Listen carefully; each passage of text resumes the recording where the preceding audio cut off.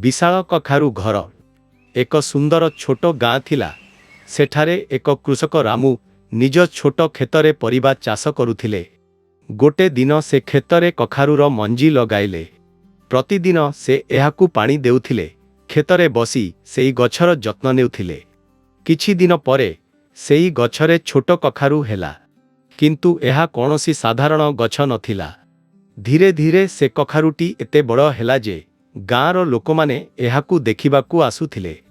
किछि मासरे से कखारूटी एते बड़ हेइगला जे लोके कहिले एहा एक चमत्कारी कखारू। एक दिन रामूंक पिलामाने परी एवं अरुण एही विशाल कखारू पाखरे खेलुथिले।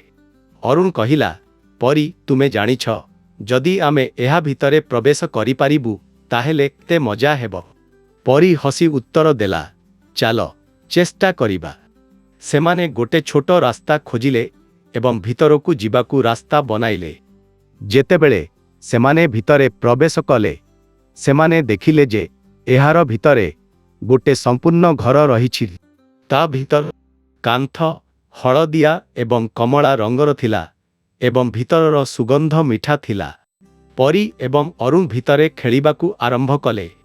सेमाने देखिले जे भितरे किछि जागा स्वाभाविक भावे छोट छोट घर भली लागुछि।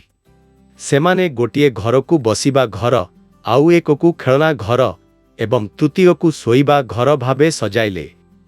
कखारू घरर खबर गाँरे पहुँची गला ओ अन्य छोट पिलामाने मध्य आसीगले। समस्ते मिसी कखारूकू सजाइबा आरंभ कले। किए फूल आनिला, किए आलोक लगाइला।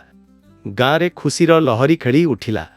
विशाल कखारू एबे गाँर पिलामानंक जादुई घर होइगला।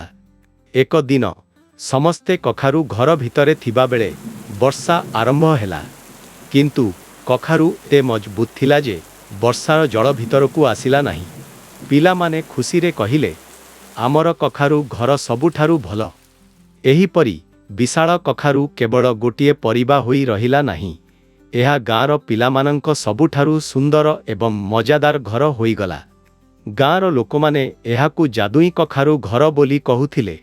रामू मजारे कहिले, परिश्रम एवं समय देले प्रकृति आमकू अद्भुत उपहार देइथाए। शिक्षा एही कहानी आमकू शिखाए जे प्रकृतिर दान केते अद्भुत और जादुई होई पारे। भल भावरे देखाशुना करिले गोटिए छोट मंजी मध्य जीवनकू परिवर्तन करि देई पारे।